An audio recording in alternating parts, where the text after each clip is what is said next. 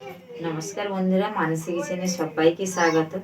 তো বন্ধুরা, প্রতিদিনের মতন ঠিক আজকেও একটা আমি দুর্দান্ত একদমই নতুন স্বাদের রেসিপি কিন্তু নিয়ে আপনাদের সামনে হাজির হয়েছি। তো আমি আজকে, আপনারা তো অনেক রকমই করে খেয়েছেন, কিন্তু এই যে দেখুন কটা পেঁয়াজ নিয়েছি, 5টা। এই আজকে গোটা পেঁয়াজের কারি বানিয়ে দেখাবো। তো বন্ধুরা, আমি কিভাবে গোটা পেঁয়াজের কারি বানিয়ে দেখাই, আপনারা পুরো ভিডিওটি। আর আজকে যে রেসিপিটা বানাবো, এই রেসিপিটা কিন্তু সবের সঙ্গে খাওয়া চলবে, রুটি, ভাত, পরোটা, লুচি সবের সঙ্গে। আর যেই বন্ধুরা আমার ফেসবুকে দেখছেন, অবশ্যই ফেসবুক পেজটি ফলো করে আমার পাশে থাকবেন। আর যেই বন্ধুরা আমার ইউটিউব চ্যানেল থেকে দেখছেন, অবশ্যই ইউটিউবে সাবস্ক্রাইব করবেন। দেখুন, এখানে আমি 5টা পেঁয়াজ নিয়েছি। এখন আমি পেঁয়াজগুলো কেটে নেব। আমি মাঝারি সাইজের পেঁয়াজ নিয়েছি। দেখুন, এইভাবে কেটে নেব, এইভাবে। আর এই পেছন দিকটাও এইভাবে কেটে নেব, এইভাবে দিয়ে এবারে উপরের খোসাগুলোকে আমি ছাড়িয়ে দেব।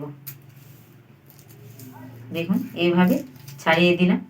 এবারে দেখুন, এই সাইডটা একটু কেটে নেব, এই সাইডটা একটু কেটে নেব, আর এই পাশটা একটু এইভাবে দেখুন কেটে নিয়েছি। দেখুন, এইভাবে আমি 5টা পেঁয়াজ করে নিচ্ছি। কড়াই বসিয়ে দিয়েছি, দিয়ে দেব জল। আমি এখানে 2টো ডিম নিয়েছি, ওই পেঁয়াজের সঙ্গে ডিম দেবো বলে। আপনারা চাইলে শুধু পেঁয়াজও বানাতে পারেন। আমি ডিমগুলো এখন ভালো করে সেদ্ধ করে নেব। ওইদিকে ডিম সেদ্ধ হতে থাক, আর এদিকে আমি কয়েকটা গোটা মশলা বেটে নেব। দেখুন, আমি এখানে একটা মাঝারি সাইজের পেঁয়াজ 4 ভাগ করে নিয়েছি, কয়েক কোয়া রসুন ছাড়িয়ে নিয়েছি, আর একটু আদা নিয়েছি। এবারে আমি অরির সঙ্গে দিয়ে দেব 4টে শুকনো লঙ্কা, আর দিয়ে দেবো 1 চামচের মতন গোটা জিরে, আর দিয়ে দেব গোটা ধনা। দিয়ে একসঙ্গে খুব ভালো করে আমি শিলনোড়ায় বেটে নেব। আর এই রেসিপিটার জন্য কিন্তু বাটা মশলাই দরকার, কিন্তু গুঁড়ো মশলা হলে খেতে ভালো লাগবে না। তো এখন আমি শিলনোড়ায় বেটে নিচ্ছি। আমি আজকে গোটা পেঁয়াজের সঙ্গে ডিম দিয়ে বানাচ্ছি। আপনারা বাড়িতে না কিছু থাকলে, আলু থাকলে আলু দিয়েও, বা শুধু পেঁয়াজ দিয়েও বানাতে পারেন। তো এখানে আমি 2টো ডিম ব্যবহার করেছি, আর সিদ্ধও করে নিয়েছি। ডিমগুলো এবার ছাড়িয়ে নেব। খুব ভালো করে সিদ্ধ করে নিয়েছি। দেখুন, খুব সুন্দরভাবে ছেড়ে যাচ্ছি, একদমই খুব সুন্দরভাবে বয়েল হয়েছে। দেখুন,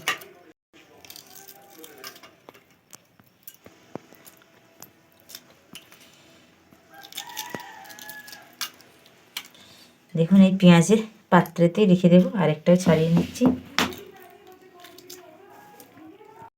কড়াই বসিয়ে দিয়েছি, দিয়ে দেবো সরিষার তেল। আমি পুরো রান্নাটাই কিন্তু সরিষার তেলেই করব।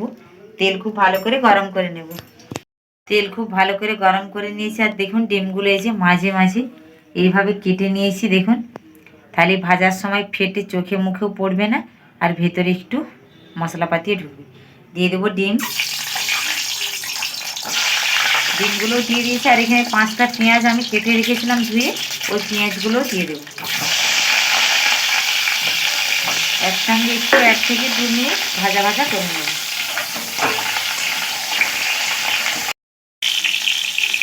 দিয়ে দিচ্ছি লবণ, আর দিয়ে দিচ্ছি হলুদের গুঁড়ো।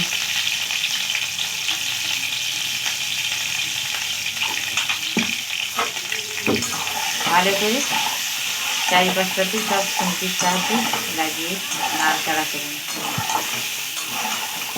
আজকে আমি এই যে রেসিপিটা বানাচ্ছি বন্ধুরা, একদমই নতুনত্ব। খেতে কিন্তু দারুণ স্বাদ লাগে। যা দিয়ে আপনি খাবেন তাই দিয়েই কিন্তু খেতে ভালো লাগবে। আমি ডিম দিয়ে বানাচ্ছি, আপনারা চাইলে আলুও দিতে পারেন, দুর্দান্ত লাগে। তবে কিন্তু আলুগুলোকে একদমই ছাঁকা তেলে ভেজে নিতে হবে। আলু সেদ্ধ করলে কিন্তু হবে না। গোটা আলু দিয়েও করতে পারেন, ছোট ছোট সাইজের আলু দিয়ে।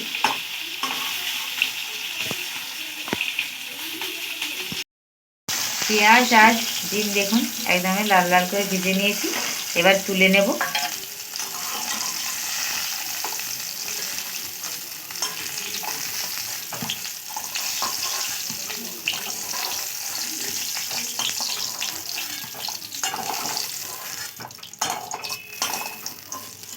এবার ওই একই কড়াইয়ে আবারও আমি দিয়ে দেব সরিষার তেল।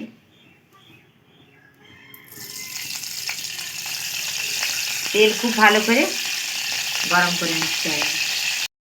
আমি কালো জিরে আর তেজপাতা দিয়ে ফোড়ন করে নিয়েছি। এবার এখানে যে গোটা মশলাগুলো আদা রসুন পেঁয়াজ আর লঙ্কা সব বেটে রেখেছিলাম, ধনে জিরে দিয়ে দেব।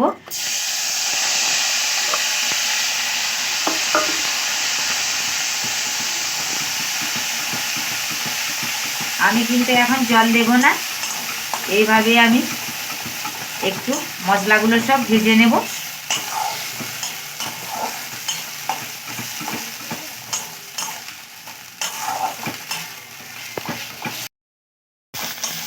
আমি অনেকক্ষণই ধরে ভেজে নিয়েছি। এবারে দিয়ে দেব হলুদের গুঁড়ো, দিয়ে দিচ্ছি হলুদের গুঁড়ো। দিয়ে দেব কেটে রাখা টমেটো,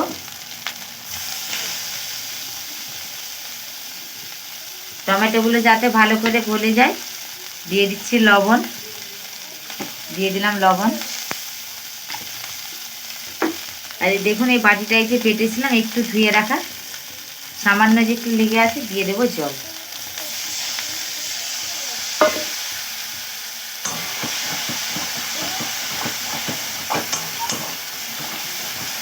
এইভাবে আমি মশলাটাকে ভালো করে ফুটিয়ে নিচ্ছি। অনেকটাই মশলা থেকে তেল ছেড়ে আসছে, তো কুচিয়ে রাখা ধনেপাতা কুচিগুলো দিয়ে দিচ্ছি। এই সময় কিন্তু ধনেপাতা কুচিগুলো দেবেন, দেখবেন যতটাই তেল মশলা ঢুকবে ততটাই পরিমাণে কিন্তু খেতেও টেস্ট আসবে। দেখুন অনেকটাই তেল ছেড়ে গেছে, তো আর একটু আমরা অপেক্ষা করে নেব।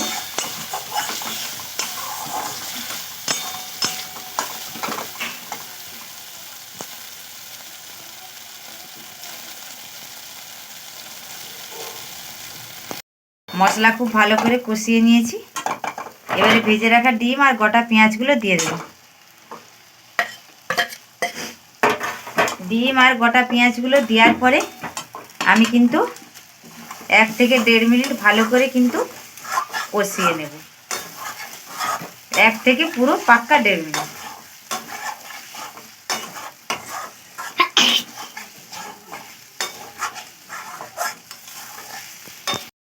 আমি 1 থেকে 1.5 মিনিট ভালো করে খুব কষিয়ে নিয়েছি। তো আমি এখানে বলে রাখছি, আমি সময়ের অভাবের জন্য গোটা গরম মশলাটা বেটে দিতে পারলাম না। আপনারা অবশ্যই দিবেন, এতে করে এই ফ্লেভারটা আরও ভালো আসে। আমি গুঁড়োই এখানে ব্যবহার করে দিলাম।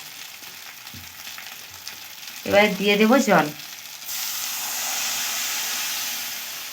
এখানে যে যেমন গ্রেভি গ্রেভি পছন্দ করবেন সে তেমনই এখানে জল অ্যাড করবেন।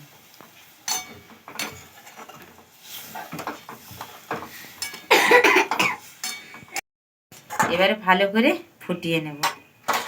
তবে এতটা আমি গ্রেভি রাখবো না, অনেকটাই মেরে দেব। দেখুন বন্ধুরা কত সুন্দর হয়েছে, দেখুন আর কি সুন্দর একটা গন্ধ আসছে। দেখুন আমি একটু বেশি পরিমাণে জল দিয়েছিলাম, কারণ পেঁয়াজগুলো একটু ভালো করে সেদ্ধ হয়ে যাবে, খেতেও ভালো লাগবে। এবারে আমি নামিয়ে নিচ্ছি।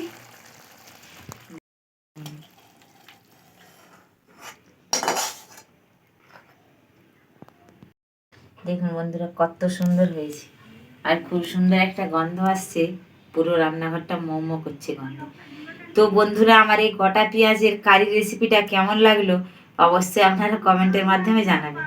একদমই বন্ধুরা নতুনত্ব রান্না, খেতেও দুর্দান্ত লাগে, সব কিছুর সঙ্গে আপনি পরিবেশন করতে পারবেন।